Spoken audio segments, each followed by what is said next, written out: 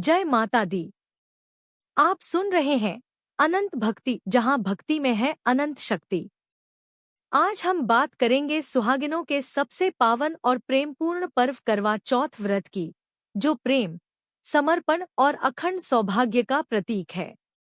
आइए जानते हैं इसके व्रत की विधि, सामग्री, मुहूर्त और पौराणिक कथा। करवा चौथ का व्रत हर साल कार्तिक मास की कृष्ण पक्ष की चतुर्थी तिथि को रखा जाता है। इस वर्ष 2025 में करवा चौथ का व्रत शुक्रवार 10 अक्टूबर को मनाया जाएगा। इस दिन विवाहित महिलाएं अपने पति की लंबी उम्र और सौभाग्य की कामना से निर्जला व्रत रखती हैं। यह व्रत सूर्योदय से लेकर चंद्र दर्शन तक चलता है।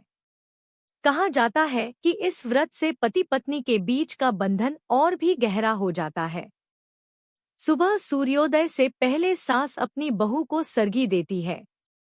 इसमें मिठाइयाँ, फल, मठरी और मेवे शामिल होते हैं।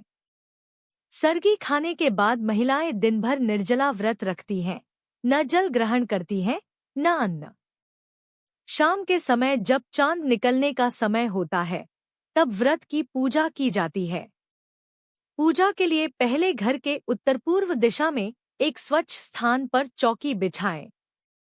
उस पर लाल कपड़ा बिछाकर माता गौरी, भगवान गणेश, चंद्रमा और करवा का चित्र या मूर्ति स्थापित करें।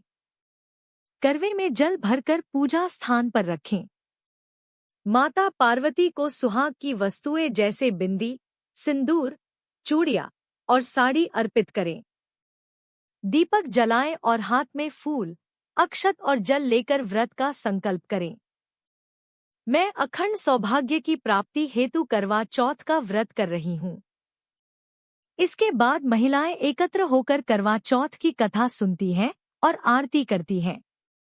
पूजा के लिए थाली, कलश या करवा, दीपक, कपूर, चंदन, रोली, अक्षत, फूल, नारियल, 7 अनाज, मिठाई, लाल कपड़ा, सिंदूर, बिंदी, चूड़ियाँ, फल, जल से भरा लोटा, छलनी और मिट्टी का दिया तैयार रखें। इस वर्ष एक ब्राह्मण के 7 पुत्र और एक पुत्री थी जिसका नाम वीरावती था। विवाह के बाद जब वह पहली बार मायके आई, तो उसने करवा चौथ का व्रत रखा। पूरे दिन निर्जला व्रत रखने के कारण वह बहुत कमजोर हो गई। रात होते होते जब चांद नहीं निकला, तो उसके भाइयों को अपनी बहन पर दया आ गई। उन्होंने पीपल के पेड़ के पीछे दीपक जलाकर कहा, बहन, देखो चांद निकल आया। वीरावती ने उसे चांद समझकर अर्घ्य दिया और व्रत खोल लिया।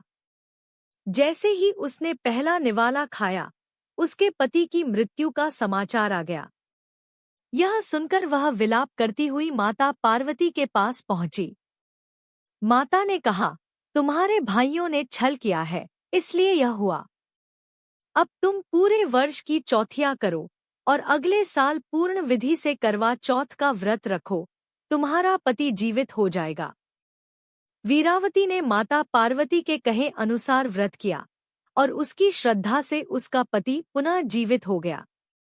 तभी से यह व्रत हर सुहागिन अपने पति की दीर्घ आयु के लिए करती है। जय माता दी।